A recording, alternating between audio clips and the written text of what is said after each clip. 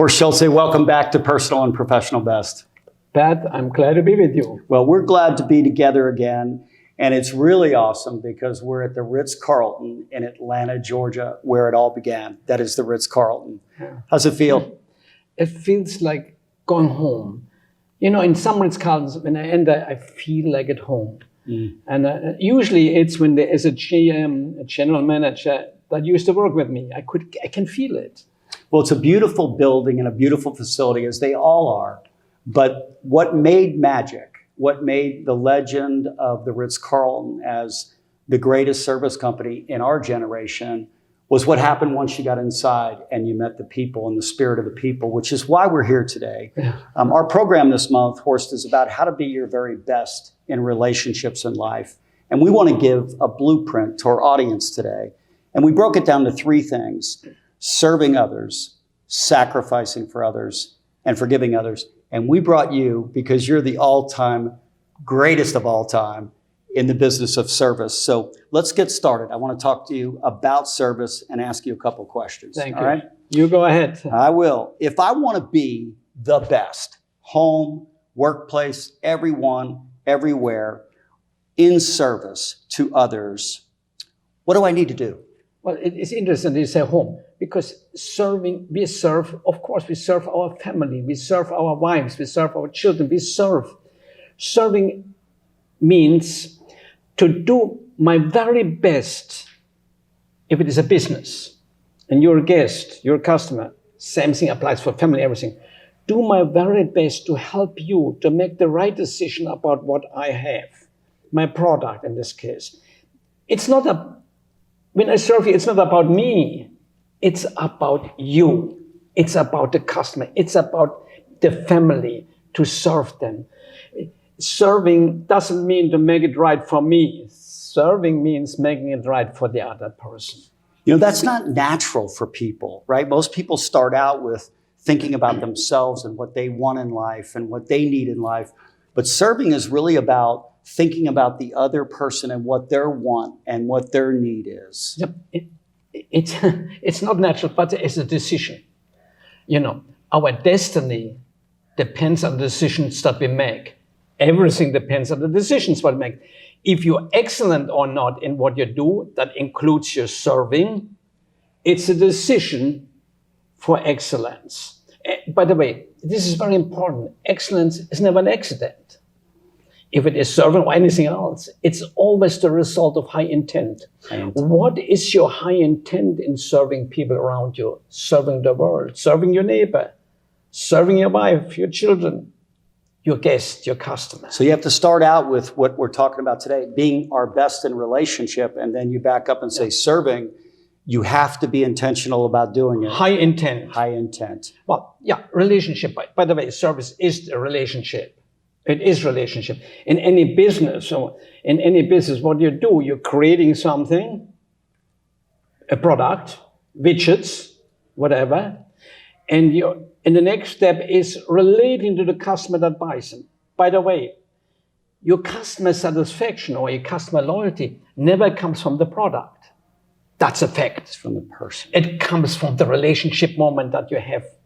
And that's not you, the president or CEO, it's your employees that have that relationship. Isn't it fascinating? Absolutely, it's fascinating. So people have expectations. Our wives do, our children do, in the workplace they do, our neighbors do. Isn't it as simple, Horst, as making sure we ask them what their expectations are so then we can provide the very best service to them? Yeah, well, a great organization, for example, make surveys and understand what the market expects from your product, and then create an environment, a relationship, to make sure you deliver that product. And it always includes, the expectation always includes that you care for these customers, by the way, always. By the way, it extends to home. For example, wouldn't it make sense that we as husbands go and ask our wives, how can I be a better husband? So Horst and I learned from this fellow, by the way, early in my career. We survey our customers, listen to what they want and what they need, right? We ask them and they tell us. My associates, we do the same thing. I started surveying my wife years ago. Lisa, been happily married 36 years. And Horst has been happily married for a long time. And then we found out we both survey our wives. Exactly. Why? Because we want to ask, what is it that you want or need from me in serving you that will bring out the best for you? And it will ultimately benefit us as well. And we know that. If I come to the realization that I'm there to also serve my wife, serve the family, so at the same time, of course, I'm serving myself. Then I have to know, how can I serve my family better? And clearly I have to go and look my wife in the eyes and say, how can I be a better husband? Perfect. So we've all experienced where people have served us at home, the workplace, everywhere, and they've done it defect-free. Okay, they did it on time, but there was still something missing. What is that that's missing? When it's done exceptionally well, it's defect-free, right? And it's on time, but then it's what? Well, again, it's the relationship. It's the caring, the expression of relationship. The relationship, by the way, it doesn't mean months of relationship. It could be somebody passing you and you looking them in the eye and say, good morning, sir, or good morning, ma'am, in a wonderful way. That's a moment of excellence in relationship. That is that simple. And so if I extend that in my longer relationship to create excellence there, again, that's a decision that you then have to manage. The decision, and I want to emphasize that for a moment, of having high intent in everything you do, including the relationship issue. And at work, you better have that because it creates customer loyalty. You know what I love in your book? You say, be nice. That's right. So if you're going to do the work and serve someone and you're going to provide it defect-free, you're okay, whether it's at home or in the workplace. But when you're nice, when you welcome them and you say, it's been my pleasure to actually get you a cup of coffee, honey, in the morning. I'm happy to. It's oh, my pleasure. goodness gracious. It changes everything, doesn't it? That's right. Yeah. So when we serve people, there are times when, no matter how hard we try, they're disappointed. Well, what happens? What should we do when they're disappointed, Horst? Well, understand, a guest that is disappointed, or a customer, whatever you call them, they will express it. All we have to do is accept it. We, in fact, know that 96% of any dissatisfaction that is expressed to you, all the complainer, if you will, all they want is that it is accepted. If we dismiss it by saying, well, that's not my area and so on, it will build. All they want to do is get rid of their frustration which is developed in their mind because of something went wrong. So saying, please forgive me.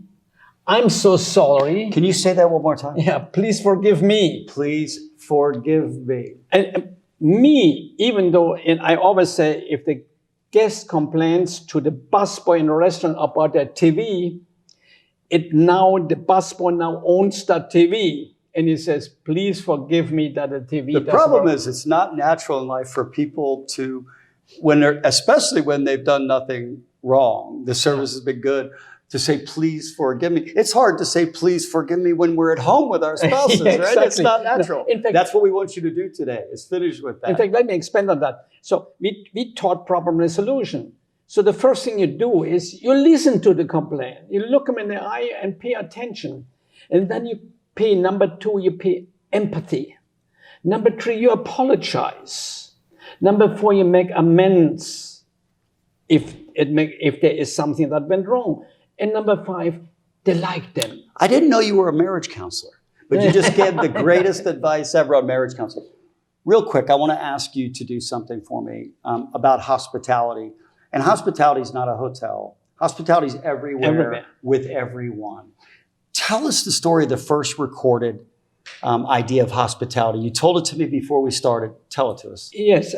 In fact, the first real explanation, teaching in hospitality that I have found was from Saint Benedict in the year 500.